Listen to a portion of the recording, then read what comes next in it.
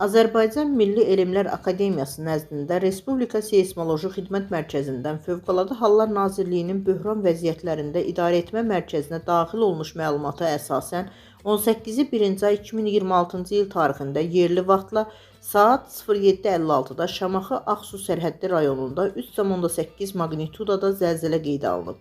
Fövqəladə Hallar Nazirliyindən redaktoraza verilən xəbərə görə zəlzələ nəticəsində hər hansı dağıntı və ya İnsan xəsarəti barədə Fövqəladə Hallar Nazirliyinə məlumat daxil olmayıb.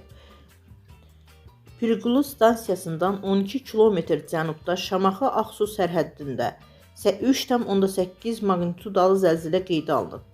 Respublika Seysmoloji Xidmət Mərkəzindən redaktoraza verilən xəbərə görə yerli vaxtla saat 07:56-da baş verən zəlzələ episentrində 4 bal, ətraf yaxın yaşayış məntəqələrdə 4,3 bala qədər hiss olunub.